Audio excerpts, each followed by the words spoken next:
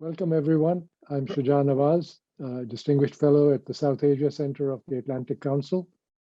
And on behalf of the Director, Irfan Nuruddin, and the South Asia Center team, I want to welcome you to what promises to be an exciting 1 hour of discussion that will answer the question, what is the key to national prosperity?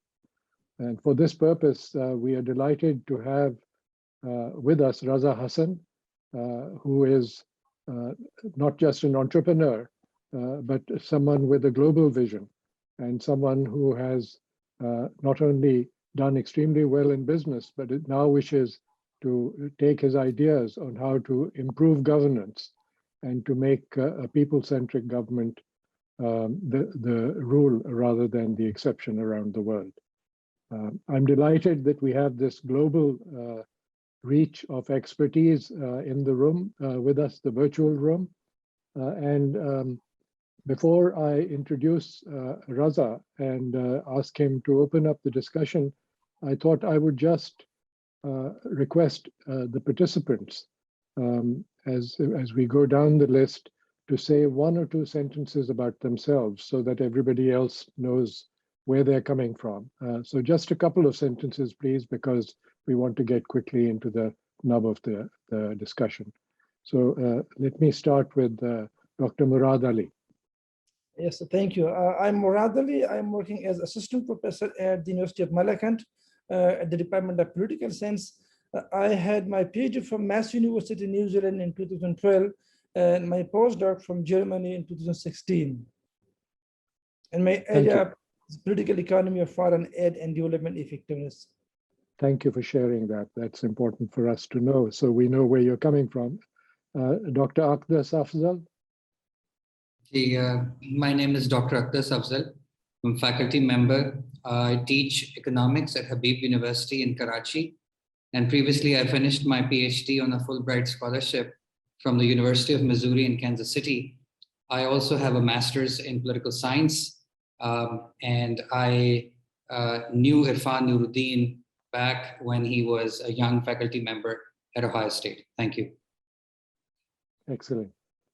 I think we're still waiting for Huma Bakai to join us, so I'll move on.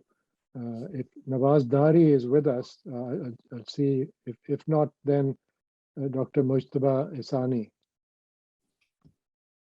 Hello, I'm Dr. Mujtaba Ihsani, currently a research associate at the University of Mannheim.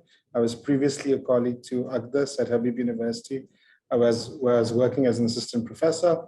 I originate from rural Sindh and interested in rural political economy of Sindh and of course, development work in Pakistan in general. And Irfan was my previous advisor as well, so. Thank you. I've come to learn that Irfan has a wide reach. Dr. Yasir Qureshi. Hello, I'm a postdoctoral research fellow at Trinity College and at the University of Oxford. My work primarily looks at judicial and constitutional politics, primarily in Pakistan, and that's my area. And I'm originally from Karachi, but I'm here right now and looking forward to the discussion. Thank you. I think Mr. Khalid Lodi has not been too well recently, so he may or may not join us. Let me move on to Amina Syed. Assalamualaikum. My name is Amina Syed, and I'm the managing director of a new startup publishing company called Lightstone Publishers. Previously, I was managing director of Oxford University Press, Pakistan, for 30 years. And I started the Karachi Literature Festival in Karachi. I had many of those, and then now I do the other festival. Thank you, Amina. And in the interest of truth in advertising, just so you know that Irfan isn't the only one with great contacts. Amina was my first publisher for my book, Cross Swords, and that is still going strong. I'm proud to have been your publisher. It's mutual. And also your wonderful book of poetry. Yes, of course. I forget that. Kamal Siddiqui, please. Okay, Kamal hasn't been able to join us. Hello, Irfan. I'm glad you joined us. you want to say a few words, please? Yes, absolutely. Firstly, thank you so much, Shuja.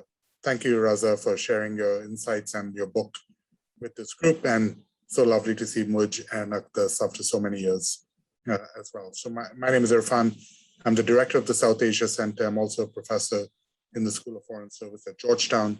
But as you probably surmise, I was previously a professor at Ohio State, where I had the pleasure of knowing Muj and Akdas when they were just as smart, but less distinguished and less prosperous, looking at these factors. The South Asia Center has been working very closely with Shuja, who was our founding director and now distinguished fellow, to really do a different kind of work on Pakistan than is often done in the context of Washington, DC think tanks, less focus on some of the age-old security issues, many of which, of course, are in the news right now with Afghanistan, but really focused on the economy as a primary driver of the positive change we hope and we know is occurring in Pakistan. So we put out a very important, what we think is a very important report on the Pakistan economy a couple of weeks ago. We've done a couple of roundtables that Shuja facilitated on the water situation in Pakistan. And today's conversation is in that vein of focusing on how can we really drive prosperity. So the idea of this very small group conversation is to move away from very big public conversations where everyone talks, but really to have an honest conversation with each other about what are the challenges. And we're focused in that regard. And I'm grateful to each of you to get people who can give a granularity to this, right? What does it actually look like on the ground? Where are the green shoots that we can build on? Where are the real problems that we need to be aware of, et cetera? So with that, I'll leave you in Shuja's able hands. And Raza, looking forward to learning from your insights. Thank you. Thank you, Irfan. And now let me quickly introduce Raza Hassan, who is the author of Prosperity for All Nations, A Call for Action, a book that you can see over my shoulder. He is also, as I said at the beginning, an entrepreneur who has done extremely well in the business world. He founded in 2006 a company called TimeSolve, which is probably now one of the leading companies in the business of legal time reporting. But he has a very fascinating background. And before I have him talk about his ideas, let me just give you a very quick overview of Raza. He has a bachelor's in science and aerospace engineering and an ME in electrical engineering from Iowa State University. He has an MBA in marketing and strategic management at the Carlson School of Management at the University of Minnesota. And he has also presented at the Global Airline Group of International Federation of Operational Research Societies meetings in London, Kuala Lumpur, and Hong Kong. He's also been very active in Minnesota politics and has was one of the 2 delegates to meet US Congress members in Washington, DC for the nonpartisan Fix the Debt movement. He also served a 3-year term on the Economic Development Commission for the city of Eagan in Minnesota, and has been an adjunct professor for quantitative decision-making for the MBA program at Augsburg University and for strategic management and quantitative decision-making at the National American University. So a remarkably wide range of experience and expertise, but somebody who is determined to share his ideas for improving the world and for forming coalitions across the globe. And I don't think a better opportunity than this, where we have people from around the world, but people who are rooted in Pakistan, which is obviously a focus of our attention. So Raza, if I could ask you to please speak briefly about your ideas and where you want them to head, and then we will open it up for a conversation. Raza Hassan.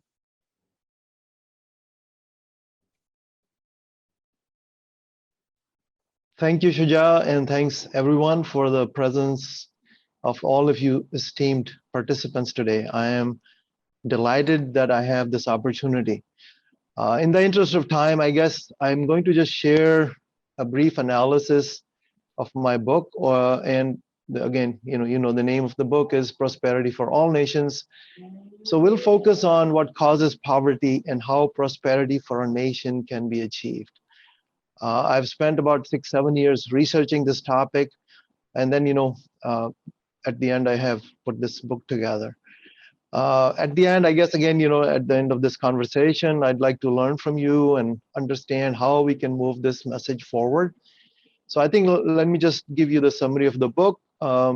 Just from the overall view, a lot of things I'm going to say, again, all of you are highly qualified folks. A lot of things may sound redundant, but just to be on record, I'll share those. So the simple thing I was struggling with is, when a child is born, we are all equal.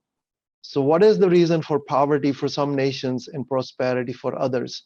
So after my analysis, the secret of national prosperity is that, and I'll quote Professor Brian Stevens, who says, the opposite of poverty is not wealth.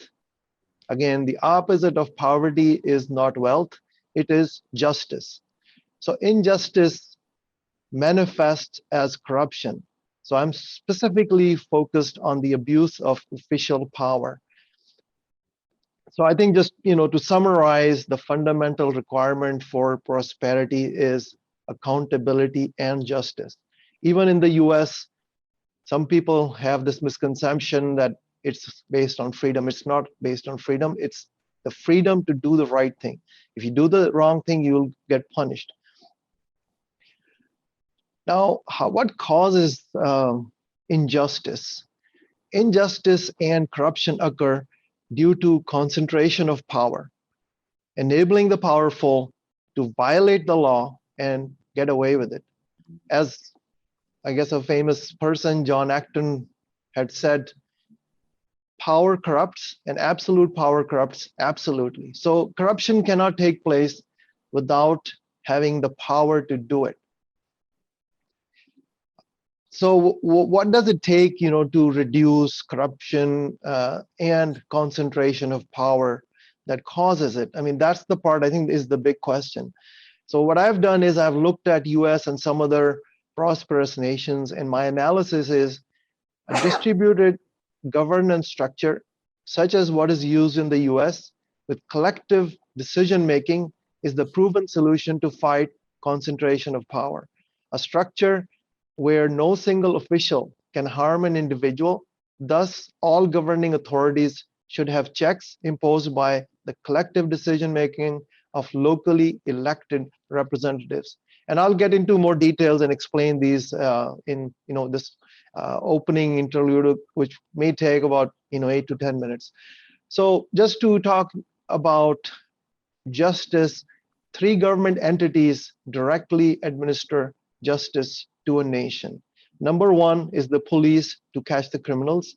The number 2 is the judiciary to decide the punishment for the wrongdoers. And third is how the money is allocated through taxes, because money is power, and for a just society, it must be distributed equitably. Now I'm going to compare Pakistan as a third world country with the United States. So a lot of you, again, or actually most of you have some background from Pakistan, or some of you are there. If a police officer in Pakistan arrests somebody violating a rule, the most likely transaction is a bribe, because if he actually arrests or punishes somebody, they get calls from powerful officials and politicians to let the perpetrator go. If the police officer tries to enforce the law, they may get punished and be transferred to a remote location as a punishment from that influential power. And people are going to always talk about who they know and things like that when a police officer catches somebody. So what happens is that the law enforcement is not rewarded. Okay, there is nothing that benefits a police officer for enforcing the law. Instead, the police officer benefits by pleasing their superiors, by sharing the collected bribes, and thus are forced to engage in corruption. So that's what kind of determines and drives just the police's behavior, okay? Because they do not have any independent powers to enforce the law, because they are part of a vertically integrated kleptocracy, which has roots all the way or is driven all the way to the top. On the other hand, in the US, and for those who are not familiar, I would highly recommend these things are, worth studying. Seems like you're all scholars in this particular area. Why, the US has been successful is that large metro areas are divided into small cities. Each of the local city council, and this is true in other countries, in Europe also. I think UK is governed in similar fashion. So each of the local city councils independently administer the policing and other government services. For example, where I live is the Metroplex of Minneapolis, St. Paul, and it has about a population of 3 million. It is divided up into 218 small cities, or officially they're called registered municipalities, which is kind of an official designation for a city which has their own government. And to use a more specific example, I live in Eagan, Minnesota, and it is a city of about 66,000 people right now. The police serving residents of Eagan are held accountable by the local people. Okay, the question is how? By voting to elect the mayor and the city council members who are responsible for selecting the police chief. All right. Even the mayor of the small city does not have autocratic powers. It is a part-time position that I know that individual.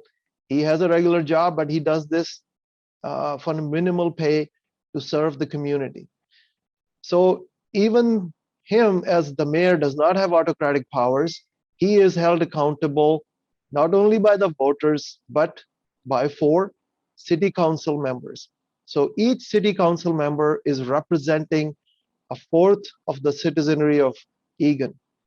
So any decisions that have to be made, all these 5 people have to vote in majority for that 66,000 people population. And I guess just to make an observation, similar structural weaknesses permeate the judiciary in the US versus Pakistan. All right, so just a few other things to talk about, the US system. As part of the distributed structure, both the federal and state governments operate court systems. So I'm going to focus now on the judiciary in the US and in Pakistan. The state courts handle the majority of cases concerning individuals. Federal courts only decide specific cases as the constitutionality of a law or matters that may span across many or multiple states. So an individual does not have to deal with them in general. So in all states except 7, 7 small states, judges are elected directly by the people that they serve. All right, and even in the 7 states where judges are not elected, they're elected by the state representatives. The other part is, even if there is an elected judge, they do not have autocratic powers. The majority of the trials are decided by jury, which is representing a cross section of the community. So this is where, again, that distributed decision-making powers are enforced. The court structure varies by state, and again, even in the population of Minnesota of 5.6 million, there are 87 counties, and each of these court systems operate at the county level. All judges are elected for a 6-year term, and as I said, by the people that they serve. And then, this is how the local population can hold these judges accountable. I mean, they have to be qualified to be a judge, but even to become a judge, you need to be elected. Again, this concept of elected judges in third world countries, especially Pakistan, is completely absent, right? The other thing now I'm going to talk about is the collection and distribution of taxes. In the US, taxes are collected locally by the city, county, or the state to serve the local population. Federal taxes are only funds for healthcare, for Social Security, and again, healthcare for seniors and welfare participants. Social Security, defense, other welfare programs, and interest on debts in that order. So again, the taxes are collected for the purposes where they're going to be utilized. In third world countries, either the central government collects the majority of the taxes or they control how the taxes are distributed. That is why if you see Lahore or some other cities, they have tree-lined boulevards and flyovers and beautiful lights. But outside the city, the poor people living in villages lack access to water, electricity, and roads. The governance structure and checks with localized collective decision-making are implemented every level in the US and other countries. I'm just using the US as an example. Even in the schools, we have school boards, which are elected members who are just volunteers. There is no pay for the school boards. Even or the parks, they have park boards to manage parks within a city. Now at the federal level, the US Constitution establishes 3 separate but co-equal branches of government. So this is another different thing. There are 3 branches, but they're all co-equal. The legislative branch, the executive branch, and the judicial branch. This distributor structure again prevents one branch of the federal government from becoming too powerful and creates checks and balances on the other branches. So the bottom line is, unless structural changes are enforced, justice cannot prevail and corruption will continue. With injustice and corruption, prosperity would never materialize. The secret of prosperous countries is checks and balances, enforced a distributed structure subservient to the local population. I think that's the most important. Smaller group of people is controlling and holding accountable the services they are receiving. US has done similar or helped Germany, Japan, and South Korea through the Marshall Plan and helped these countries. And all these countries have done tremendously well. One thing which is coincidentally notable is that between Germany, Japan, and the US, the language, the culture, the religion, the race, and even the continents are different. So none of these factors matter. Somehow people have this notion that maybe it's got something to do with religion or the weather or the geography. No, it's all dependent upon accountability via localized structural checks and balances. So I think what we need to do is stop blaming the people or the leaders. They're playing by the prevailing rules. When you have a vertically integrated kleptocracy, you do not have the freedom to act in a just fashion. So just another example is, if you look at a cricket ground, I guess there are some test matches going on in the UK right now, or a soccer field, a person's skin color becomes immaterial. Everybody plays those games in identical fashion because the rules are identical. So bottom line is, folks, we have to figure out how we can change the rules of this game, and we have to adopt localized checks and balances, holding government employees accountable to serve the population. And just to give you now some background, okay, why did this happen? I mean, were we stupid, or how did this start? So the thing is, in the past, the governments represented dictators and colonizers. The goal for these people was to control the population and extract the wealth. So the colonizers left India, Pakistan, and many other countries that were colonies. But unfortunately, their system prevails. New officials moved into their luxurious estates and continue to govern and extract wealth in the same fashion. Even after getting liberated from the British, officials in most liberated counties still transfer their wealth to the West. I mean, we know all the corruption issues with some of the government officials and our prior leaders. The power of the government structure is so dominant that even when the players change, the outcome is going to remain the same. So I would like to share, this is just to conclude, that I have a dream to make this known across the globe, that we need to transform governments to be held accountable, such that we have government of the people, by the people, and for the people. Again, thank you folks for listening to my long commentary here. Appreciate your patience. But now I think I'll just open up the floor for how we can make this happen. Thank you, Raza. I'm grateful for that overview and some of the details. I would like to suggest that we begin with some questions and comments. And first with, maybe I can go to Amina.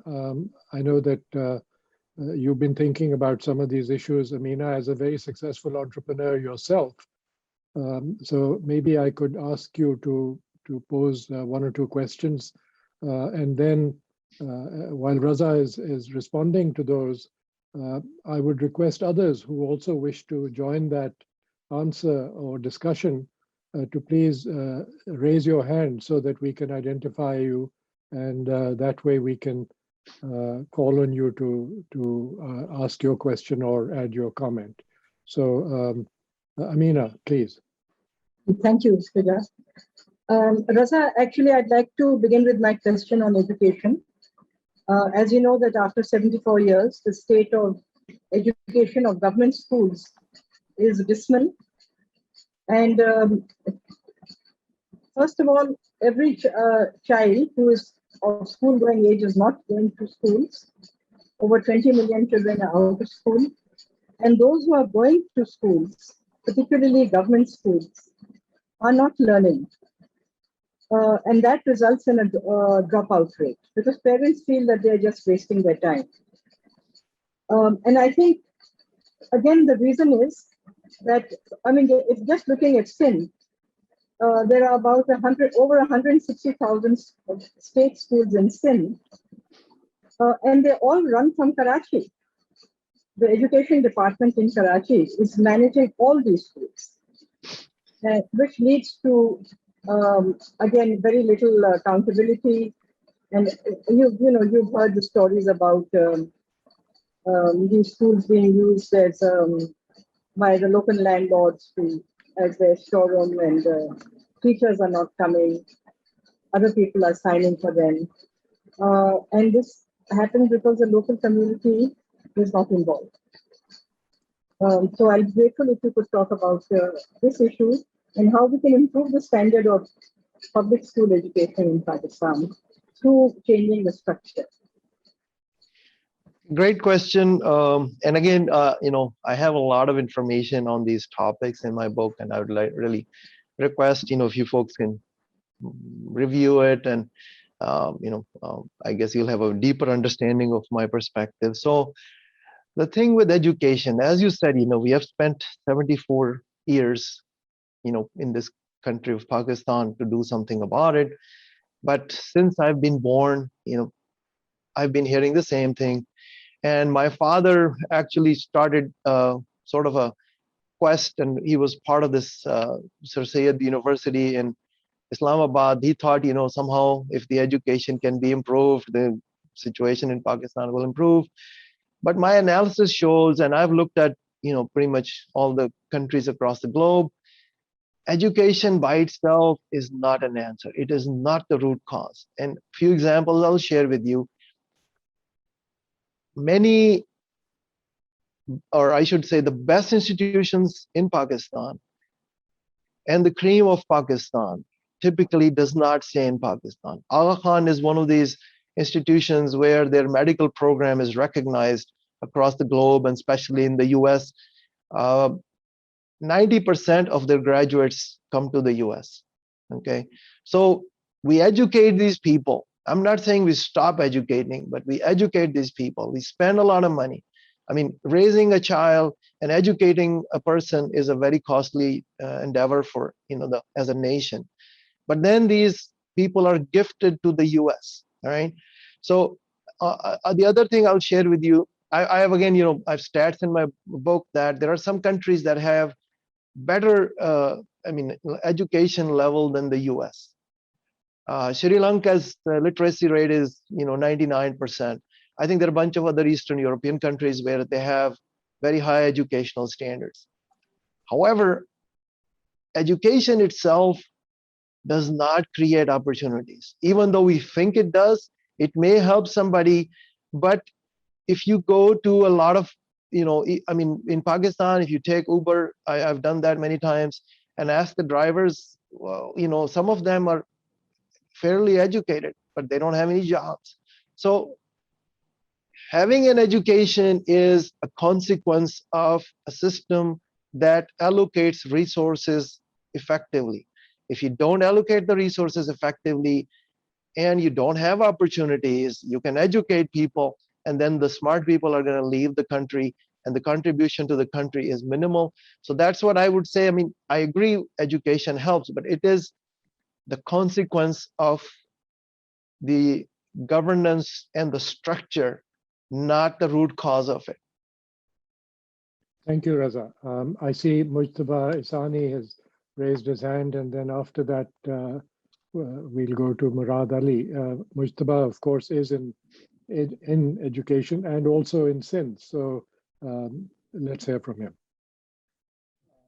Yes, generally on that comment, and especially during like my fieldwork in Sindh, also experience in Sindh. So when, for example, in Sindh, one of the things that came up when there was this local government elections under Musharraf and under him, and where the Nazims were given power, one of the complaints was that these local government officials that were politicians never came to office or came to office quite late. There was a big bureaucratic backlog, and sort of this elected local official system in rural Sindh actually did not work. And then they were forced to sort of shift back to this sort of deputy commissioner system where these bureaucrats at least came to office and the day-to-day things were sort of being carried out. So I just wanted to ask you, like, do you think in a place like Pakistan where there is some of this sort of strong patron-client relations in especially the rural areas, and also maybe like probably not a perfect sort of democracy that we have. So do you think still your sort of this local elected officials can be this can be the answer to this broader question of prosperity in Pakistan? Yeah, no, thanks, Mujtaba, for that question. The thing is that the structure that I'm sharing with you, again, I said, the three components: the policing, the judiciary, and the distribution of money. We have to have all three of them. We cannot just have one of them. So let's say, I'll just give you an example. Again, the city of Egan, and you can Google this. I somehow came across this. I did not know this. The mayor of Egan, I know him personally, but if you Google city of Egan mayor and arrested by the police, so he was drunk one day, and then the same police that reports to him arrested him, because these people have accountability, and even if the mayor wants, they know that the mayor cannot fire them, okay, because there are 5 other people. So we cannot have just one part of, it's like, I mean, a stool requires at least 3 legs. You need all these 3 legs to be there, so that if, for instance, if somebody is not acting according to the rules of the Constitution, is not showing up for work, I mean, number one, there should be a council, so one individual does not have the authority to not show up and nothing happens. Secondly, the police and the judiciary to enforce the regulations. So unless we understand we need all these 3 components, just having one part of it is not going to work. Thank you. I thought I saw Murad raise his hand. So let me just suggest for the rest of you, if you wish to ask a question or add a comment, use the reaction button at the bottom of your screen and use the raise hand function, because it allows me to see much more clearly. So like Akdas has done. So let's go to Murad, and then after that, we'll go to Akdas. Thank you. Thank you. So I think what you have mentioned in your book has been typically the case in Pakistan and in many countries. For example, in my area, political economy of foreign aid and development effectiveness. So literature says again that if aid is given to countries where it's democracy, respect for human rights, accountable institutions, and good governance, so $10 billion a year can reduce poverty or can uplift 25 million people out of poverty. But if the same amount of $10 billion is given to a country or to countries where there is lack of good governance, lack of accountability, lack of transparency, so it can take about 5 million people out of poverty. So I mean, it's 4 times effective if foreign aid is given to countries where there is justice, accountable institution, transparency. But again, and some, lots of other studies on this, that and in the context of Pakistan, for example, if I quote another book, when the 2030 agenda was being approved at the global stage, so there was consultation across the country, and the UN Development Group, UNDG, it came up with a report, 1 million voices, what we want for the future. So the world we want. So Pakistani participant in this particular survey, for them, the first issue was security and law and order. And because this survey was conducted in 2013, so we understand that law and order was a critical challenge, a very important issue. But the second most important issue that Pakistani participants highlighted was that we need good governance, transparent and accountable institution in rule of law. But what you mentioned again, I mean, how we can disempower those particular people who have the authority to legislate, they have authority to allocate money, who have authority to bring reforms. So it's not just empowering people, but also disempowering those who have all this authority or this elite capture. So how we can do it in Pakistan? All right, so the question is, how can we do this in Pakistan? Again, this is kind of the toughest question, but I think my take is what I'm sharing with you folks, and I have discussed this with many people, and unfortunately, it's not what I consider a well-known fact, okay, that without a structure, you cannot enforce accountability. You cannot write in a book that you need to be accountable. Okay, that does not happen. So the structure has to change. And a little bit background, the reason I came to this conclusion is in one of my MBA classes, we were studying how to design an organization for different types of outcomes. Okay, there is a military structure which is vertically driven, and then there are sort of creative structures which are more horizontal and localized so that people have more freedom. So in that study, I said, if that applies there, then I think the structure has an importance in the governance also. So I think, how can we make this happen in Pakistan? The first thing is we have to let people understand that you don't need to all try to run to the US. We can try to create the US type of structure. That's what's driving their success. There is nothing very special about these other countries. So I think if the people have the awareness, and then some of the politicians, yes, right now, money and power are the same. In corrupt societies, if you have money, you have power. And if you have power, you will have money, because there is no accountability, there is no justice. I mean, money buys power, and power lets you get away with stuff. So we have to help some of the leaders. Okay, again, I mean, I have great respect for Imran Khan as the PM, and again, very hopeful that, he was not one of those, classes of really rich people, and people voted and elected and supported, and I did the same thing. So I think my take is we need a leader who understands these concepts and goes to the public and says, this is what we want to accomplish.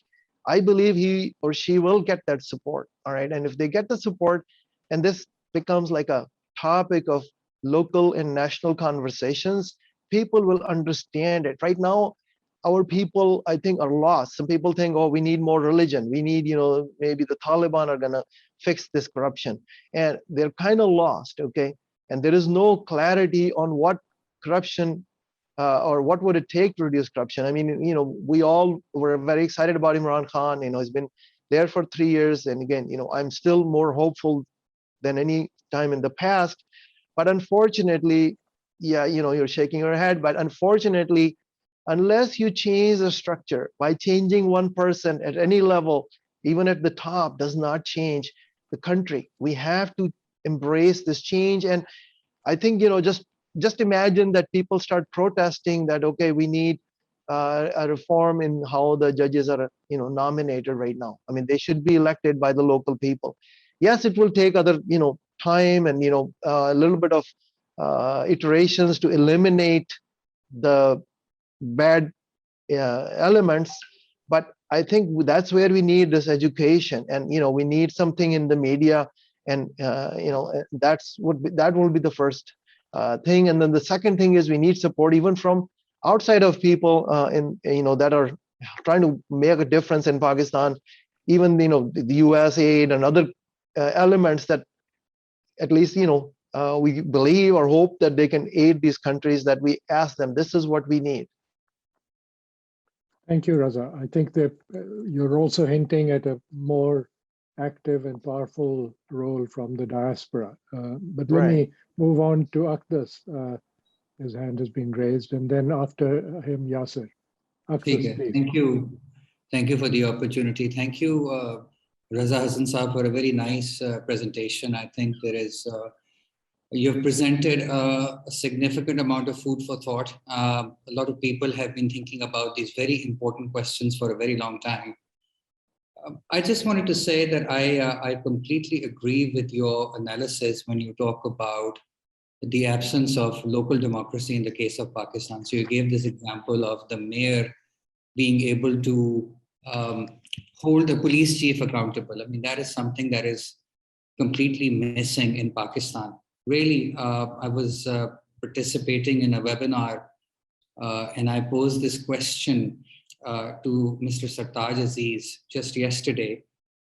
And he also picked up on this point, and he said, yes, the absence of local government is a very, very big problem because what ideally should have happened at the time of partition/independence is that both countries, India and Pakistan, but we'll speak about Pakistan here, should have gone through a process of what I call de-Rajification. So they should have done away with the CSP, they should have done away with the centrally controlled police service, what have you, and try to devolve power. But as we know, that did not take place for various reasons. So I completely agree with your analysis that lack of local democracy, lack of third tier of democracy is a very significant reason why we see the state of affairs we see in the case of Pakistan. Now, when you talk about institutions that bring about checks and balances in the case of US, so you talk about the executive, the judiciary, and the legislature, I think Pakistan is no different when it comes to having its own, three separate institutions. Now, the jury is still out on how effectively these institutions have been able to provide checks and balances on each other or themselves, because there is a very big, significant veto player in the system besides these three institutions. And I think that also needs to be brought into the analysis of, at least in the case of Pakistan. But in terms of the institutions that are present in Pakistan, I think we have these institutions. US is an exception when it comes to the direct or popular election of judges. I think very few countries in the world have direct and popular elections of judges, really. So I think US is an exception. You talk about that there has to be structural change. I completely agree with you, but we haven't really broached the subject or the topic. What kind of structural changes are we talking about? Are we talking about comprehensive land reform in the case of Pakistan, something approaching which happened in India at the time of independence or something thereabouts? And if Irfan can tell you more about that.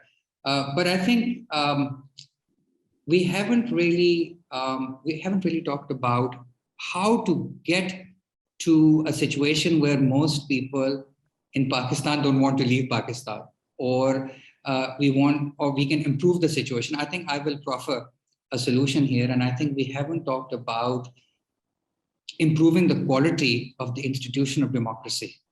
I think that, in my opinion, has been the key missing variable in the case of Pakistan. For various reasons, democratic dispensations have been interrupted, for the lack of a better word. And I think once we get the institution of democracy going, we can hope to see pro-people policies. We can hope to have a system that offers more accountability. And even right now, with the current dispensation that you talk about, and I'm very glad to see that you have reposed so much confidence in the Prime Minister. But there are people in Pakistan who claim that this is a setup in which the veto player and the current political government are on the same page. So I think the jury is still out on how democratic, quote unquote, Pakistani system is. And I agree with your analysis, but I think the way forward is by strengthening the institution of democracy. Thank you very much. Thank you, Akhtas. And I might add, since nobody is using the word, but it is the role of the army that you're referring to. And in the past, when people in Pakistan have talked about sharing of power, it's not the three branches of government that Raza identified in the US. It was always the Troika, and the strongest leg in that Troika was always the army chief. That has not changed. I think that is the point that you're making. And so maybe Raza can address that issue. Okay, so I think, again, we have to recognize that there are some people who are benefiting from the weaknesses in the structure of Pakistan at this time, right? And my belief is when you have a weak governance and weak leaders and corrupt leaders, the military becomes stronger. People of Pakistan have, I believe, still a lot more faith in the military than a lot of our leaders, because the leaders are more corrupt. And I'll give you the reason for why. So if you have an elected person, they're elected for a short term, 5 years, whatever is the term. That is the only time that they have the power to plunder. If you have a dictator for life, like Saddam Hussein was, he didn't have the big need to extract wealth from Pakistan from Iraq, because he knew that he's going to be the dictator as long as he's alive. All right. So to me, an elected person without checks is worse than a dictator, because a dictator at least is going to stay there and does not have a short-term period to loot the country. So under these circumstances, the military will become stronger. The other part I would say is that somehow people have this notion that if Pakistan continues to have a political process like India, all right, they didn't have martial law in times. Pakistan had many, I guess, ins and outs of the democratically elected versus the military rule. But I really don't see that for an individual, the life is a whole lot better for people living in India. Okay, I think the lifestyle and just the overall per capita income and poverty, both countries face similar challenges. So the thought that, okay, if you have a continuity of political system, somehow it results in something better, I don't see that from my analysis, because again, like I said, for an individual dealing with the police or how they live their life, India and Pakistan are really not that much different. So I think, again, we can say, oh, maybe late or let's wait, but I think we need to change the conversation. And we say that we need to understand why some of these other countries are successful. Why is it that the US does so well, all right? And that should be the question, not that, we hate the US because, yes, they have the power, so they take advantage of that. Outside of the US, the government, here is not held as accountable as they're held within the US. So that's what I think the conversation has to change on how the government is subservient to the people, and there's servants of the people, not the rulers of the people. Thank you, Raza. I think it's probably worth saying that to some extent, what is happening in the US and the system that you are talking about is not patented by the United States. I mean, this has emerged in other societies too. Right. And even the Prime Minister in Pakistan talks about the Riyasat-e-Madina, which is a concept of accountability and equality before the law. I think that should be recognized so that this shouldn't be seen by people in Pakistan or elsewhere as either you follow the US pattern or you don't, because these are universal values that people have. They want to be recognized and they want to have a voice. So let me see if Yasser can add something to the discussion. Yasser.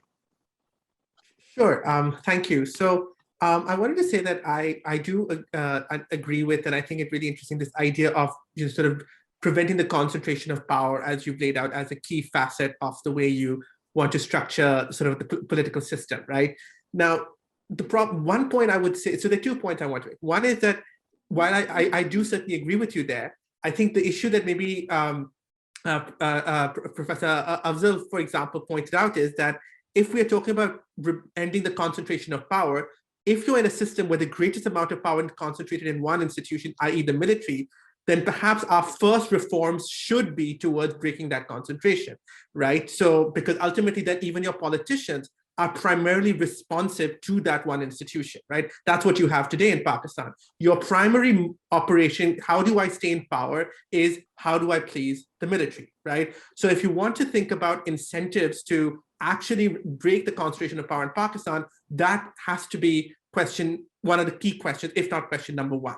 However, I don't work on the military, I work on the judiciary. And I think it's really interesting what you talked about on the judiciary. And so, and the ideas you pointed out towards sort of localizing the judiciary and bringing in some kind of accountability system regarding the judiciary, right?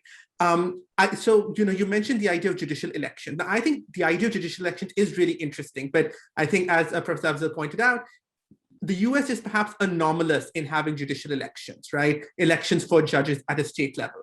And the reason is, I think that the problem is, what do we want judges to do?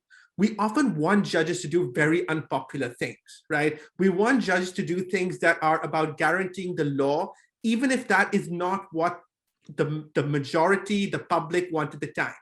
For example, say you are in a district with a regional religious majority, and the question comes about protecting religious minorities. Electing judges often undermines the incentive to protect minorities, which is one of the key functions you want judges to perform, because it's unpopular, right? Very often. So, but that doesn't mean that I think you're incorrect about I do think there's something to talk about. I'd like to know more of your thoughts on, are there other ways to think about the idea of holding judges accountable? How do you make sure judges can be held accountable if elections do not quite deliver the result you need them to do? Are there other ways to think about making judges responsive and accountable to the job that they've set out to do, which is protect the law, uphold the Constitution, protect rights, and hold other branches to the law, right? How do we do that? How do we do that in a way that we can hold them accountable to that mission? If elections don't work, what other options do we have? That's my question. Okay, good question. Thank you. So, And thank you. Raza, if I can request you to keep your reply short, because I'd like to really have you wrap up some of your thinking. We only have a few minutes left. Thank you. All right, so I'll just try to give you a short answer. The judges do not give a verdict in the US. The verdict is given by the jury. So judges are just managing that you're following the laws. That's all. That's all I have. So go ahead, please. Thank you. Now, Raza, I think we've heard various streams of thought and questions from the group. I'm grateful for the reference that Murad has shared also to an article on corruption that he wrote for the news, the newspaper in Pakistan. I hope people can take advantage of that. Maybe I can ask you now to explain a little bit of what you're trying to do in creating a coalition of support for your ideas around the globe. Yeah, thanks everybody for this opportunity. So I have launched, and you can check out the website. Again, it's not perfect. We're working on it with the help of a full-time person hired and employed in Pakistan. The website is prosperityweb.org. It is a nonprofit organization registered here in the US. The goal for this organization is to connect people together, similar to Facebook, that people create small groups in different countries or different parts of the world to create the awareness that we need to talk about reducing and eliminating concentration of power. I mean, whatever mechanism we want to devise, okay, as long as one individual does not have the power to make a judgment or punish somebody without any checks from somebody else, that would be successful. Only thing I say is, why do we need to reinvent the wheel when the US has been doing it very successfully? So again, I would ask, please help me, and you're not helping, you're helping the cause, you're helping all of us, our children, their future, and join the movement. And let's stay connected to figure out how can we promote this. I'm trying to promote this through the media, but having a hard time, because I'm really nobody and people don't want to give attention to what I'm trying to accomplish. So that's the goal of this organization, prosperityweb.org. Thank you, Raza. And let me contradict you. You are not a nobody. You are somebody. You have ideas, and you have shown your ability to transform enterprises. So on behalf of Irfan Nuruddin and the South Asia team, I want to thank you for giving us the time to break away from your trip to the United Kingdom.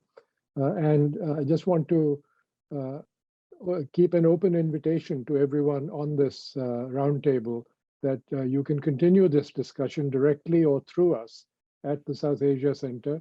My colleagues and I will be available to connect you and to take this forward.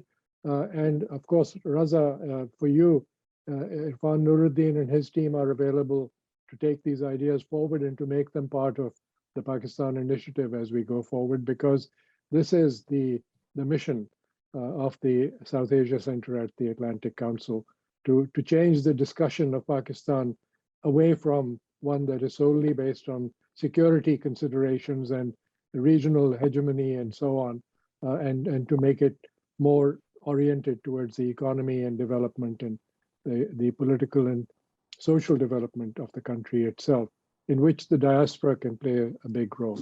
So thank you all, and I will be seeing you again on another roundtable. Thank you.